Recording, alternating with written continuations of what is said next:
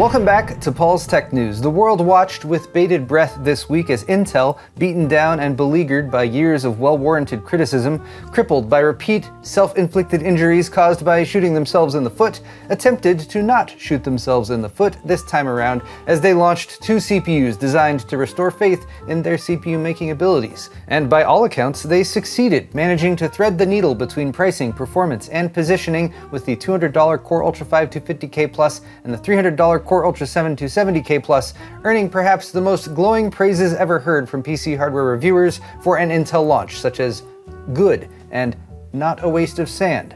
Despite this accomplishment, Intel's foot was still shot, but it was AMD who did it by spoiling Intel's good time with a strategic counter-announcement of their own, the long-rumored 9950X3D 2. And Intel's other foot had already been shot by DDR5 prices, but what were you expecting? Unfettered good PC hardware news in 2026? We better call a psychiatrist for your head, and a podiatrist for Intel's feet, and a proctologist for this week's Tech News. Excellent!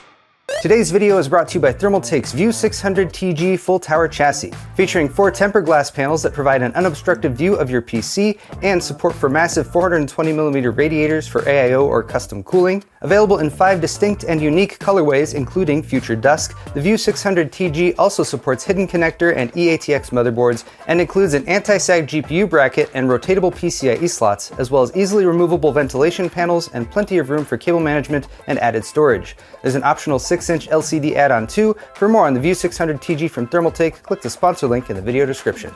I can't imagine trying to explain to someone from 2015 what's going on in the PC hardware space in 2026, but at least when it comes to CPUs, you could sum it up by saying that AMD and Intel seem to have awkwardly traded places over the past decade or so. Intel is now pitching budget-oriented chips with the $200 250K Plus and $300 270K Plus that launched this week to general nods of approval from tech outlets, and they also notably did not launch an absurd price-to-performance Halo tier SKU this time around, as they've previously done with their KS-branded processors like the 14900 KS. In fact, in an interview with PC Games Hardware Thursday, Intel confirmed that there will not even be a Core Ultra 9 290K Plus, despite past rumors of its existence. But have no fear, really expensive Halo tier CPU lovers, AMD is stepping up to fill Intel's gap with Thursday morning's announcement and confirmation of the Ryzen 9 9950X3D2 Dual Edition, conveniently timed to act as a spoiler for Intel's 250K and 270K launch day, because when it comes down to it, the marketing teams for both of these companies always seem to prefer behaving like spoiled, petulant children. Never mind that though, this is Team Red's KS moment, if you will, and many have speculated what might happen if AMD dropped 2 of the 8-core 3D V-Cache enabled dies that power the 9800X3D onto a single processor, as they've done with the 9950X3D2, giving it 16 cores, 32 threads, and 192 megabytes of L3 cache, 208 megabytes total, along with a TDP bump to 200 watts, though the turbo boost maxes at 5.6 GHz instead of 5.7. They're also calling it Dual Edition because the model numbers string of letters and numbers wasn't long enough apparently, and they say it boosts these workstation tasks by 5 to 13%. But what about gaming, AMD? Did you leave that chart out because die-to-die latency means this CPU actually won't be as good for gaming as the 9800X3D? My guess is yes. Still, it's bound to be an interesting CPU when it comes to performance of all varieties, and I expect we'll find those details out as well as hopefully the price sometime closer to the launch date, which is April 22nd. Speaking of new CPUs going up for sale, it's almost like they don't know there's a RAM shortage going on, isn't it? Still though, in the wake of Intel's 250K Plus and 270K Plus launch this week, we're suddenly seeing a whole bunch of CPU deals, which is great news for anyone who already happens to own a DDR5 memory kit and storage. Case in point though, even before the Arrow Lake refresh launch, the Ryzen 9600X had dropped to $182, that's now down to $178. The 12-core 9900X3D is down to $450, just $30 more than the 9800X3D at $420. And the 7800X3D is down below $400 to $364, the lowest price since December. Closest in price to Intel's new 270K would be AMD's 9900X, which is down to $315. And all of these, as AMD no doubt intends, make for some tougher choices for those contemplating a 270K plus buy in the $300 range, or a 250K Plus for $200. But even Intel appears to be competing with themselves with a pretty bonkers deal that popped up on the Core Ultra 9 285K. Simply buy a 64GB G.Skill DDR5 6000 kit for $885 and get Intel's current gen flagship 24-core CPU free. That almost makes that memory kit price reasonable, but likely there was foresight that the new 270K, which has the same P-core and E-core configuration as the 285K and is very close to it in performance, drastically reduces the appeal of the flagship at its retail price. Unfortunately, that offer has expired though and has now been replaced by a digital download of 3D Mark, which is almost as good as a 285K, but not quite. Despite the Thursday for sale in stores date, the embargo for Intel's new 250K Plus and 270K Plus CPUs actually lifted Monday. So in case you missed it or just want a refresher, let's take a look at some reviews. On the Plus side, get it? The overall verdict is good. PC Gamer gave the 250K an 87 out of 100. Hardware Unboxed Steve said, OMG, they did it, and remained shockingly seated for his video. And Gamers Nexus Steve looked as happy as I've ever seen him in a review thumbnail, relatively speaking. Tom's Hardware says the 270K brings Intel back from the brink, and there are 3 reasons. Intel's already good productivity results were boosted by each CPU sporting 4 extra E-cores, so the $300 270K often tops high core count CPUs from both AMD and Intel, while the $200 250K easily outstrips Ryzen 8 cores, basically coming in closer to their 12-core performance while being priced like one of their 6 cores. Gaming was a Core Ultra weak spot, but the 270K finally beats the 14900K from 2 gens back, which to be fair was going to be a bare minimum for these chips to be taken seriously, but both CPUs are only consistently beaten at gaming by AMD's X3D chips, and those typically cost $100 to $200 more, recent deals notwithstanding.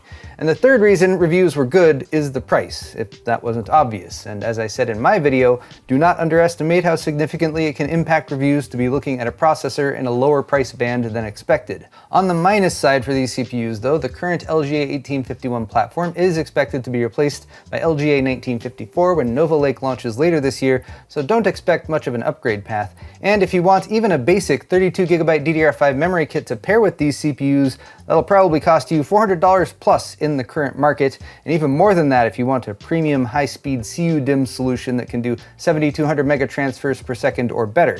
And that means your RAM will cost more than either of these CPUs if you put together a build around them right now. Still, all things considered, this was an unexpectedly good launch for Team Blue, particularly for a refresh that did not introduce new architecture. Next, if you find yourself alone, riding in the green fields with the sun on your face, do not be troubled, for you have reached the Tech Briefs.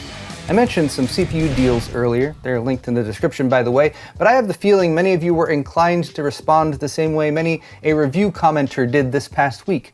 Cool CPUs, bro, but why bother with these memory and storage prices right now? Well, I hate to say it, but things could still get worse. Earlier this month, ET News claimed Intel told its PC clients that they'd be raising CPU prices 10%. On Tuesday, Asus stated at a press conference that they'd be raising prices for their PCs by 25 to 30% in Taiwan, though the global impact is still uncertain. And this week, it appears AMD has joined in with planned 15% CPU price hikes on processors per Nikkei Asia. This is referring to prices for distributors and OEMs, so if these reports are accurate, it would still take at least some time for orders placed after the increases take effect to hit retail stores. The increases are supposed to take effect in late March or early April, but processing and shipment can take 8 to 12 weeks right now. I hesitate to give purchasing advice based on these semi-unconfirmed reports, but if you're currently on the fence about a CPU purchase, it might be better to buy now than to wait a month or two. We haven't talked much about GPUs today, but there were actually a couple new ones launched Wednesday. On the plus side, they're from Intel's Arc lineup. Yay! Arc's not dead. But on the minus side, they're Arc Pro workstation cards, the B65 and B70, based on the BMG G31 Battlemage GPU with 32GB of GDDR6 memory on board. So, not really meant for gamers, and the B70 at least seems to be selling for $950, which would only really make sense for workstation use. Good old Wendell from Level 1 Techs seems to have obtained 4 of them though, and he's sharing some benchmarks. Skipping the workstation stuff, apparently when it comes to gaming, the B70 is about 40 to 50% faster than the B60, at least in the games that Wendell tested, and the B60 is about on par with an Arc A770 or about 10% slower than an Arc B580. So yes, Intel could have given us a big Battlemage based gaming GPU like a B770 that would have been quite a bit faster than the B580, but they made these instead. For local AI work, they seem pretty solid though. Next up, the FCC has issued a new ban on routers not made in America. You should be aware of this, though it's a ban on new routers, so this does not mean whatever router you are currently using is suddenly illegal. The FCC document published Monday, which I will sarcastically describe as well thought out and sensible, requires any newly manufactured routers that want to be sold in the US to be manufactured in the US. While conveniently sidestepping the simple fact that there aren't any US-based router manufacturers, but surely this ban will cause a bunch of router-making fabs to magically sprout and grow in record time without heed to supply chain limitations or, the global supply shortage for stuff like memory chips, which routers absolutely need as part of their bill of materials. I'm all for encouraging domestic production, but the idea that it can be changed over instantaneously via some royal decree is laughable. Fortunately for the tech savvy, it's quite easy to DIY a router these days using pfSense or a similar solution, but I doubt that's what the authors of this ban had in mind. Finally, I would like to say a huge thank you to those of you who stopped by my new Lego brick building channel after I finally published a video there last week. We are already past the 2,000 subscriber mark, very nice, and in the interest of building some momentum, I've posted another video there, doing a bit of a pick-a-brick ranking of a bunch of parts along with my daughter Hannah. We had lots of fun, so check it out if you're interested, and many thanks again for the super positive response from everyone who has stopped by so far. But there you have it guys, tech news for the week, and if you liked it, click that like button or leave me a comment down below. While you're down there, all of the articles that I talked about today are linked in the video's description if you're interested, and you can check out my store at paulshardware.net for high quality merchandise like t-shirts and hoodies and beer sets and more. Subscribing to my channel is always a good call too. Thanks again everyone, we'll see you next week.